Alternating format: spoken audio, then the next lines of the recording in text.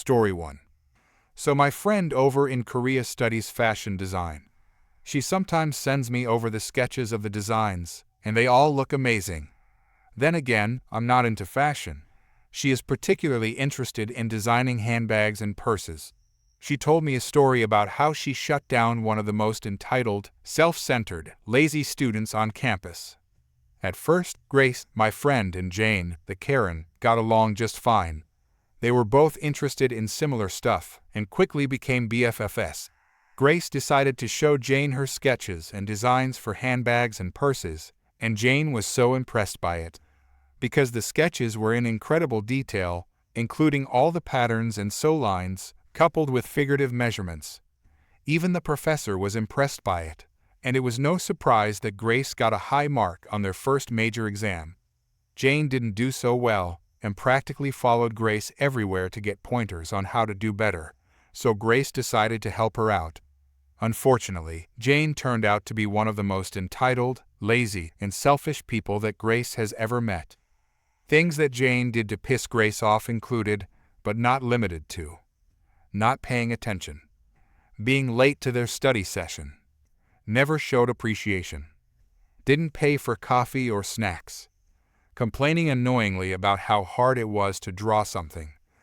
Grace pretty much gave up on her after a week, refusing to meet Jane outside of her class.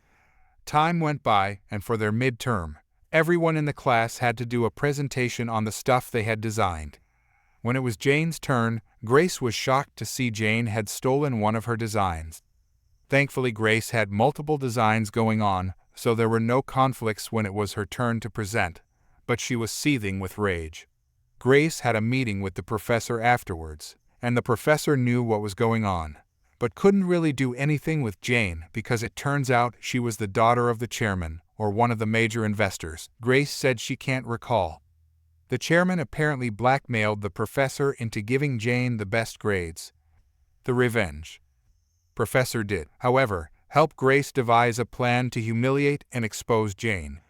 For the finals, the professor announced to the class they would do another presentation. But it would be 3 designs and advised they had to bring their A games because professionals from industries would be grading their work, and the head of the department and the chairman would be there as well. So you know how Grace had a bunch of sketches for the class? Well, Grace also had a separate sketchbook that had designs from major brands. MK, Coach, you name it. She never used these directly for class assignments, but rather as inspirations for her designs.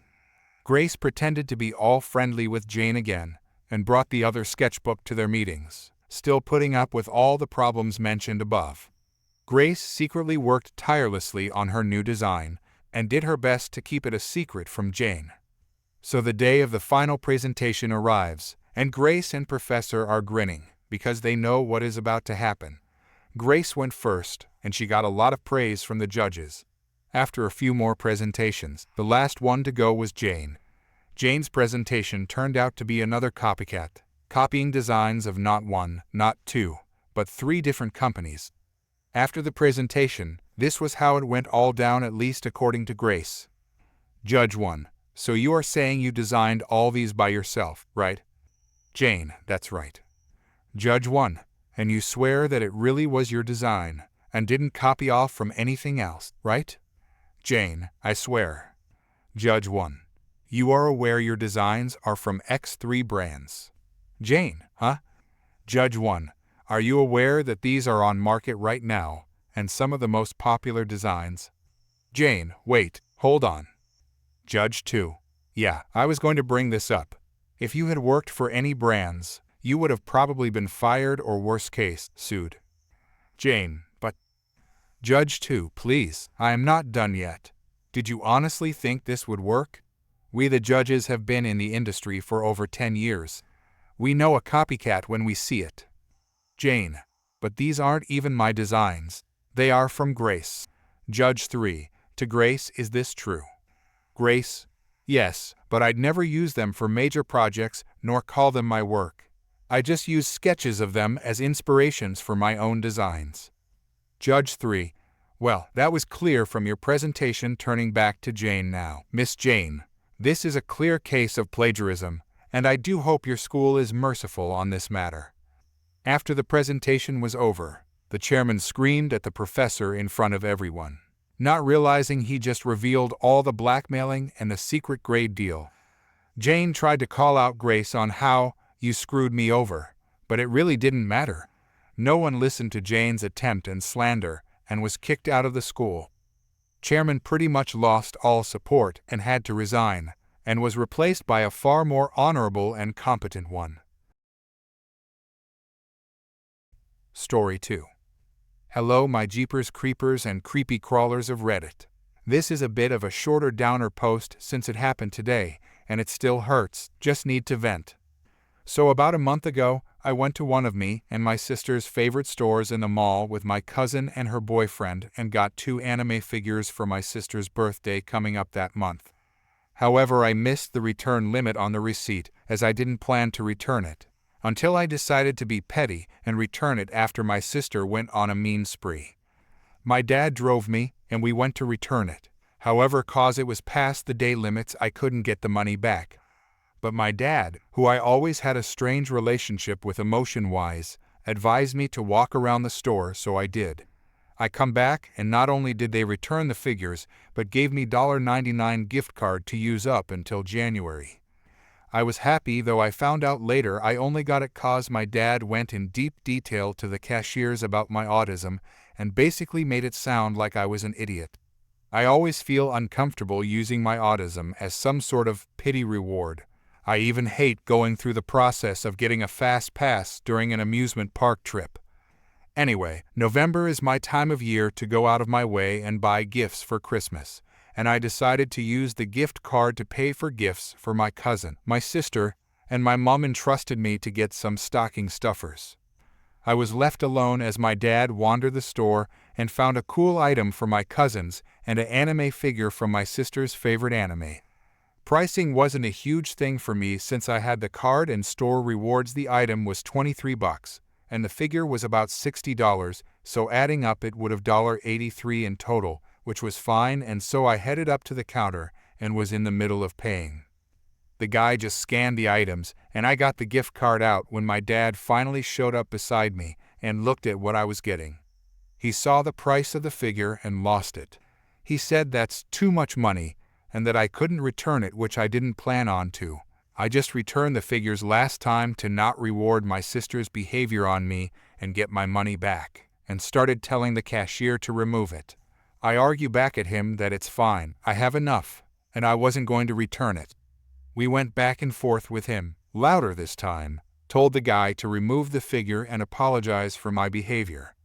I just stood there wanting to crawl in a pit and disappear. The cashier was looking at me with very obvious pity and discomfort of the whole thing as he removed the figure.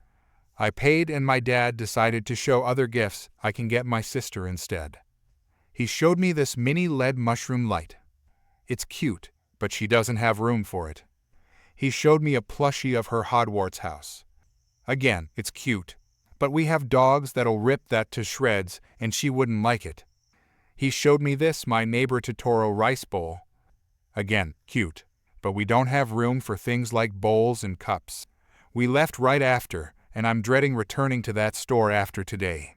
I know I have to in order to get my sister something, but gods do I hate going to mall stores a second time a month. And now with my dad treating me like an idiot in front of so many people over $80, I can easily pay with or without that gift card because I saved up so much. Again, I just wanted to vent for right now. Thanks for allowing me to rant a bit. Sorry, y'all. Story 3. This happened maybe 5 years back. I am a mailman, and my route consists of a single stop with 65 community boxes for a large gated community of 800 houses. Each community box has 8 16 mailboxes in it, 2 lockers for parcels, and an outgoing mail slot. Each box has a master lock that opens the entire front of the box so that I can access all of the mailboxes inside of it without having to open all of them individually. The boxes are set up in 4 rows, and it takes me about an hour to deliver to each row. I'm paid by salary, not hourly, so the faster I get done, the more per hour I get paid, which is a great incentive to find ways to cut time out of my day. One way I do this is that I will split the mail into 4 sections, one for each row of boxes. Instead of bundling mail for each box individually, I then open all the boxes on that row, go through the flats, magazines, and legal envelopes and such, and then through with the letters, and then through with the packages, then lock everything up, and move on to the next row. I've been doing this route for 20 years now, and most of the people there know me by sight. I'm friendly with a few, and whenever someone I don't know approaches while working, I let them know my rules. You do not reach into any mailbox that I currently have open. If you need your mail now, and are unable to come back later, tell me which of the boxes your mailbox is in, and I will close it for you so that you can unlock your individual mailbox and get your mail from it. I will not deliver out of order, no matter how big a hurry you happen to be in, because the mail all comes in a specific order, and it is a pretty large waste of my time to have to dig through and find yours. And I do not permit children to be near any box that is open, because you never know what a kid is going to grab. And grab, they do. I know from experience. I feel like these are reasonable rules to ask people to follow. So, along comes Karen. This being a rather wealthy gated community, you would think I would run into more of them. But the people there are usually really polite and respectful of my rules. So, you know the type. Slightly overweight, bleach blonde bob cut, pantsuit, shoes that probably cost more than my mortgage payment. She walks right up to me as I'm just starting to unload everything from my mail truck and demands to know which mailbox is hers. She doesn't tell me her name. She doesn't tell me her address. Just walks up and demands to know which mailbox is hers. You might be wondering how she could possibly not know. When there's 800 mailboxes in 65 community boxes, it can be a little daunting to figure out which box is yours when you first move in. So, in this situation, there's a few questions I need to ask to figure out the best way to help someone. So I start with, "Have you received a set of mail keys yet?" To which she replied, "I don't see how that is any of your business." I explained to her that I needed to know if she had her keys yet, so I knew if I needed to grab my lock change kit and swap out the lock so I could hand her a new set of keys. She says that yes, she has her keys. Meanwhile, her son, probably 8-10 years old, is starting to pick through the mail I have already unloaded. I have kids. I know how to talk to kids. I told him that he needed to stop playing with the mail. Not loud, not mean, but firm. Karen absolutely exploded over this. She started screaming about how I had no right to order her son around like that. When she finally yelled herself out, I told her that what the boy was doing was called tampering with the mail. That is a felony, and as his legal guardian, she would be held responsible if he didn't stop. So she made a token. "Get away from there," she said it to her kid, and he moved off to play on the grass nearby. So I got all of her info and showed her which box was hers. It was in the last row, so I wouldn't be getting to it for a few hours. She opened it and found all of the mail that had come for her before she got her key. She flipped through it to make sure it was all hers. I keep meticulous track of who lives where and who has moved out. So, I've been pulling and forwarding all of the mail from the previous owner and delivering anything with a name I didn't recognize for a couple of weeks. I typically don't start delivering the weekly ads to boxes until someone has picked up their mail for the first time, because they can really pile up. She saw that there were no ads and flipped out, accusing me of stealing her mail and telling me she was going to drag my postmaster down there and get me fired. It was, in fact, our postmaster who had trained me when I first started. He was a carrier then. He was the one that told me to do that, and he tells all new carriers to do so to this day. I asked if she would like his phone number, and she started yelling at me for being witty. As she was doing that, her son started poking around in the mail again. Since this was his second warning, I was a lot sharper when I told him to get away from it this time, and he started crying, like this 10-year-old kid. Crying like a 4-year-old? Talk about spoiled. Yeah, 10-year-olds cry, but not like that, and not from a little, "Hey, I told you to get away from that." I expect this kid has never been told no in his entire life. "How dare you yell at my baby? Don't you know who I am?" Karen screamed at me, and then slapped me full across the face. I've been hit before, but that one caught me so by surprise that I actually saw stars. I didn't think that was actually a thing until then. I was taught to never hit a woman, so I restrained myself, but told her that if she did that again, I was going to have to call the police, and I would be pressing assault charges, and that her boy needed to get away from the mail. She then told me that if I called the police, she would tell them that I tried to harass her. I was like, whatever, have a nice day, lady, as sarcastically as humanly possible. She just stood there. I was like, what? And she says, what about today's mail? I told her of my rules, and that I wouldn't be getting to her box for a few hours. She looked like she was going to lose it again, but just walked off in a frustrated huff. She didn't go far, though. She walked over a ways away from the mailboxes, and stood there like she was going to wait 3 hours for me to get to her mailbox just out of sheer spite or something. I was like, whatever, and went back to unloading. I opened up all the boxes on the first row and started delivering. Her kid came over for a closer look, and that's fine as long as he stays back and keeps his hands to himself. Kids are curious and often surprised by how the community boxes open up and want a closer look. I told him that he could watch, but he needed to stay back. Thankfully, Karen didn't hear this, or I imagine she'd be screaming at me again. I finished up the first row, and I looked over. Karen was still there waiting and glaring at me like I'd murdered her family. Her son looked like he was about to drop dead of sheer boredom, and I don't blame him. Watching me deliver mail is not exactly the most entertaining thing in the world. I don't get why she wouldn't just go home and come back in a few hours. Like, what did she think she was going to prove by standing there and glaring at me the whole time I was working? So, before I got started on the second row, I made a quick call to my supervisor at the post office and let her know everything that had happened. She told me that if Karen should approach me again, I was to start filming her with my phone so that there would be video evidence if things escalated. That was what sealed Karen's fate in the end and saved me from wrongful harassment accusations. So I'm glad she told me to do it. So I get back to work, open all the boxes on the second row, and start delivering. The kid was back watching me, but this time he moved right up to me and reached into one of the mailboxes as I put a magazine into it like he was going to grab the magazine. I grabbed him by the wrist, pulled his hand out, and pinned it to his chest with a finger, then told him in a very low, serious voice that if he did that again, things were going to get nasty. So what does the kid do? He reaches into the box, pulls out the magazine, and tears it in half. So, at this time I am at the absolute end of my patience with these people. I flipped. I started yelling at the kid. I started yelling at the Karen. The Karen started yelling at me. I pulled out my phone and I started filming her. She went on a rampage. She started flipping all my trays of mail over, throwing it all over the place, throwing packages around, reaching into open mailboxes and throwing mail from them onto the ground. I got it all on film while I was trying to stop her. She kept saying, "Don't you put your hands on me or I will scream harassment." Then she pulls out her phone and calls the police.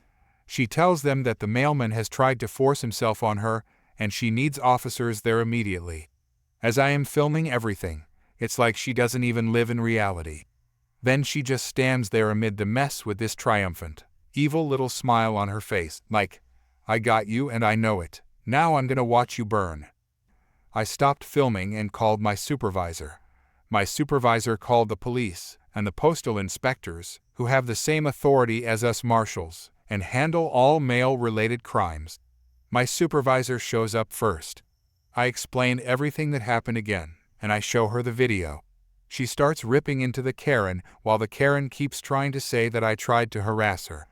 My supervisor grabbed my phone and shoved it right up in front of her face and screamed.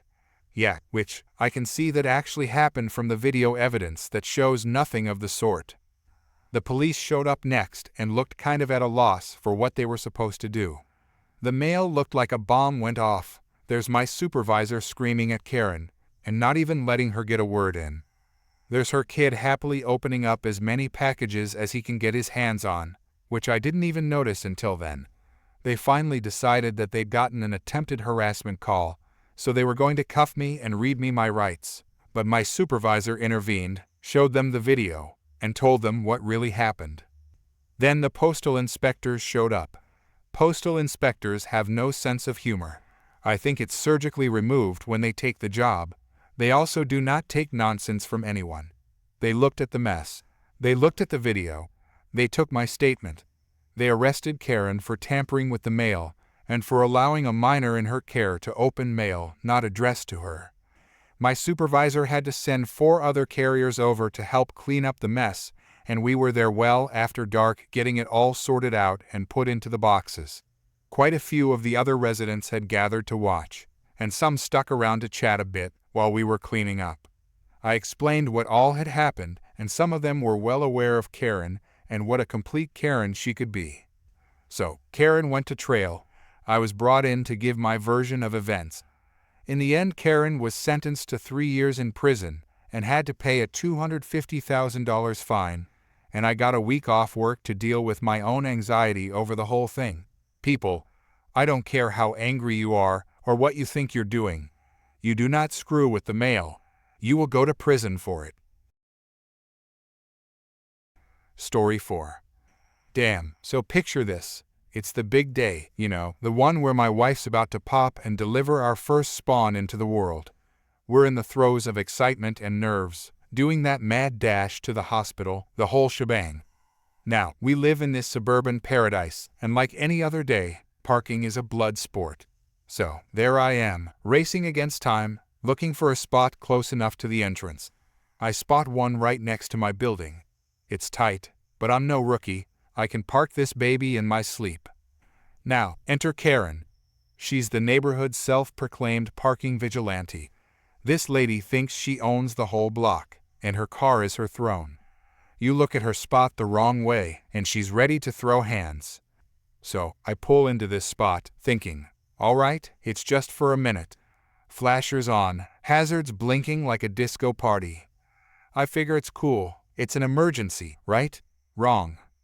I'm hustling my pregnant wife into the building, focused on getting her settled, and out of the corner of my eye, I see Karen marching towards my car like a general heading to war. She's got this, business look, eyes narrowed, and the whole 9 yards. Hey, you can't park here? That's my spot, she screeches, pointing at my car like it just insulted her cat or something. I'm trying to keep my cool, right? I turn to her and say, look, my wife's in labor. I'll be out in a minute. Cool your jets, Karen. But Karen ain't having it. She looks at me like I just slapped her grandma. I don't care if she's giving birth to the second coming. Move your car or suffer the consequences. I'm like, lady, I don't have time for this, and I scoot my wife inside, hoping that's the end of it. But oh no, Karen's got other plans. So, we're in the hospital, going through the whole labor drama. It's intense, emotional, the whole roller coaster. Meanwhile, Karen's outside, fuming like a teapot ready to blow. Fast forward a few hours, and the doctor hands me this squirming, wailing miracle. I'm a dad. Man, life is good. I'm on cloud 9. We spend the night at the hospital, soaking in the newborn vibes, and early the next morning, I'm ready to roll back home with my brand new family. Now, here's where it gets wild. As I'm approaching our building, I see smoke. Smoke. Panic sets in. My heart's doing the Macarena in my chest. I sprint towards the scene, and there it is, my car, engulfed in flames. I'm like, what the actual hell? Guess who's standing there with a look of twisted satisfaction? Yep, Karen. She's got this smirk, like she just won the lottery. Told you there'd be consequences, she says, all self-righteous. I'm too shocked to form words. My car, the one I just paid off, is now a crispy critter. And then it hits me, this lady just set my car on fire. Flames are dancing around it like it's some demonic ritual, and Karen's reveling in the chaos. The neighbors start pouring out, phones out, recording like it's the next blockbuster. Karen's soaking up the attention, probably dreaming of viral fame.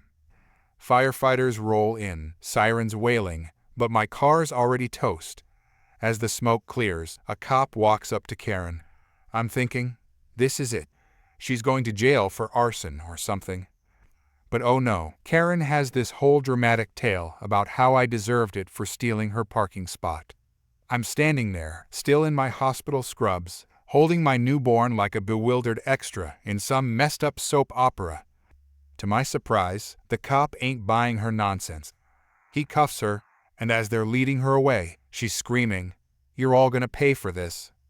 I'm thinking, "Lady, you just torched my car." But justice is swift.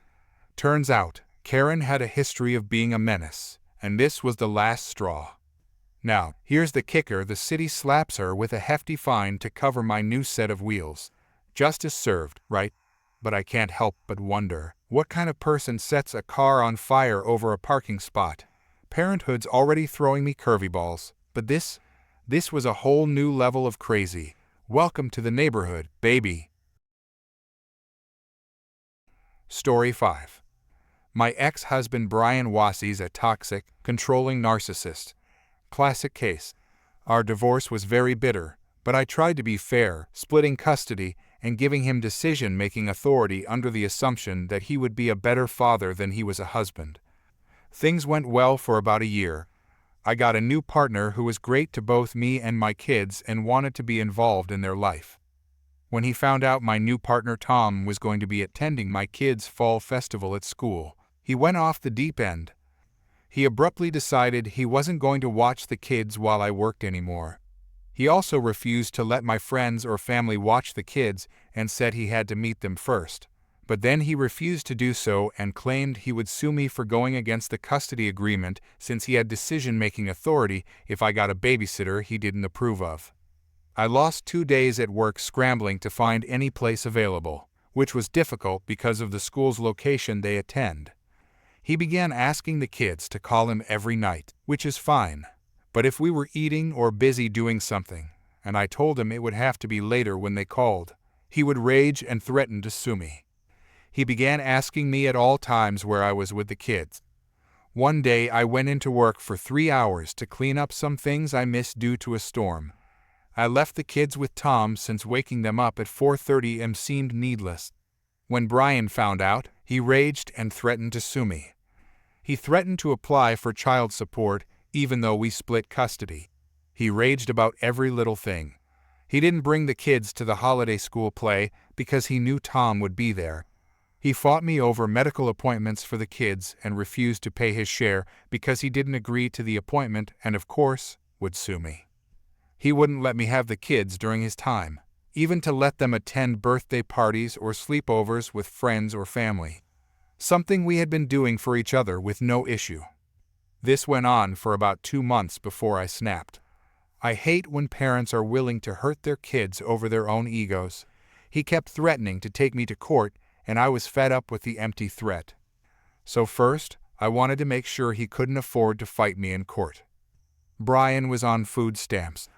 I knew it was only because he was claiming to pay his ex-wife rent. She still owns half the house, and he still owed her half the value. I sent his ex-wife a message asking her if she was getting rent from him, and she said no. I sent that letter to DCF, and they closed his food stamp card and sued him for fraud. Then his ex-wife turned around and sued him for her value of the house, since he was claiming to have been paying her all along. Then I sued him to modify the custody agreement and take out all the things he was using to try and harass me. I had screenshots of every nasty thing he sent me. I had a letter typed by his lawyer stating he was looking for another job since I wasn't paying him, and that's why he couldn't watch the kids.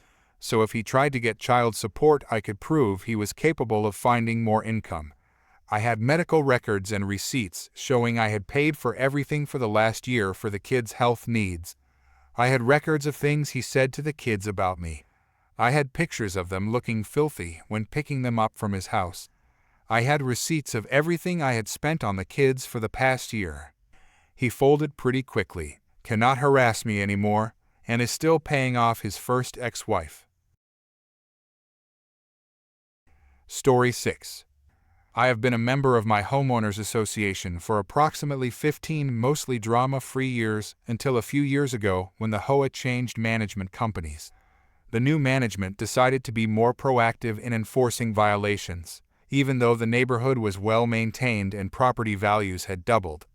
The new property management company convinced the board to adopt new rules, regulations, and bylaws, The board had essentially been controlled by one elderly lady for about 10 years, let's call her Karen.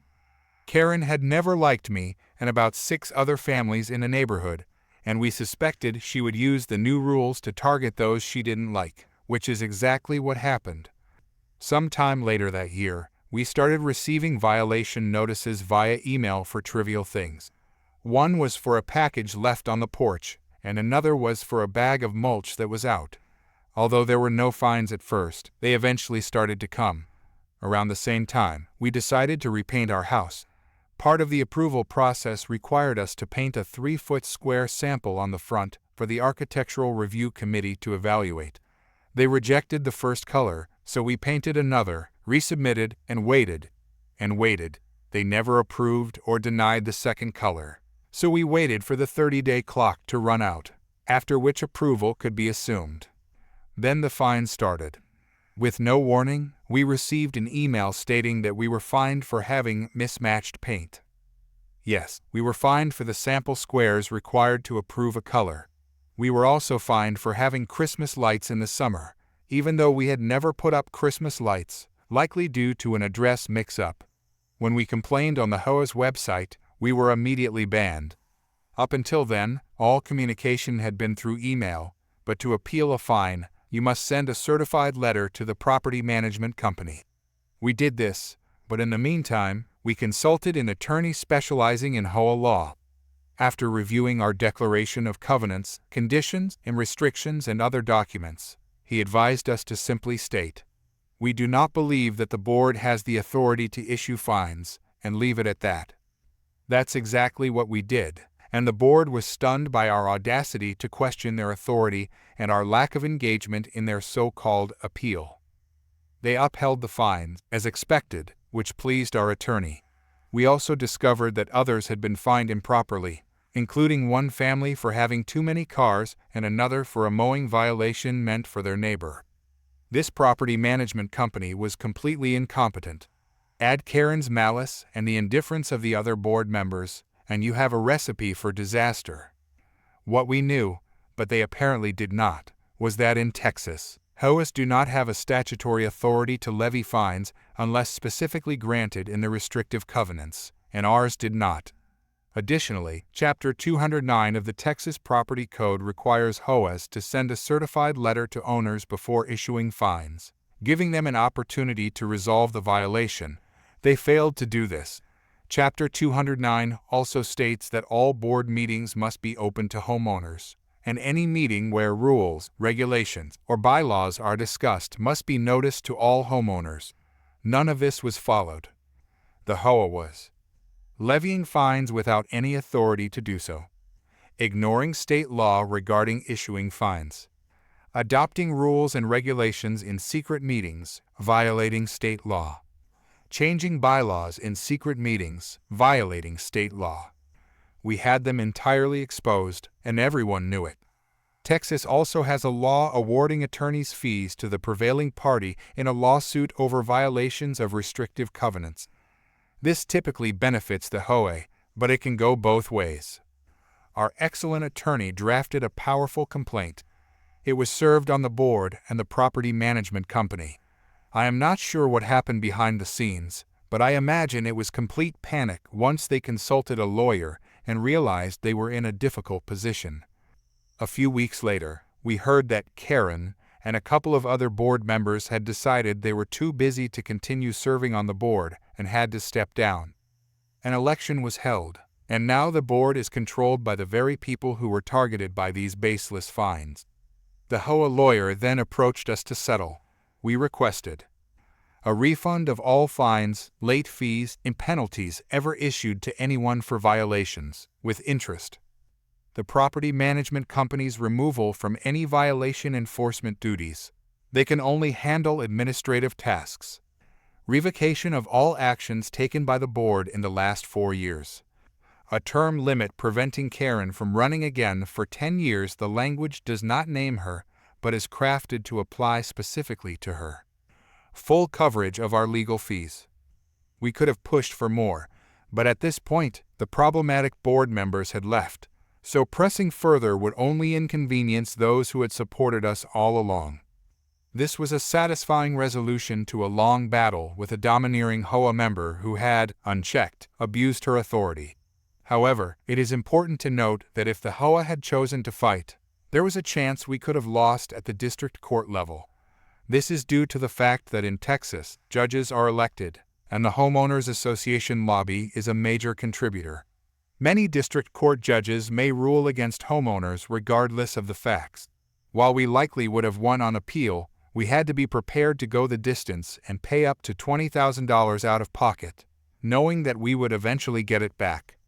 It is crucial for anyone considering legal action against an Hoa to hire an attorney who specializes in Hoa law, not just real estate law or a general attorney. The system often works against homeowners, and even with a strong case, it can be very costly if the Hoa decides to push back simply to make an example out of you. You are paying out of pocket to fight, while the Hoa uses funds from you, your neighbors, and their insurance to fight back. A large Hoa could spend over $100,000 to make an example of you. You need a lawyer with experience in Hoa law. In the end, it is essential to weigh the cost and benefits of a lawsuit carefully.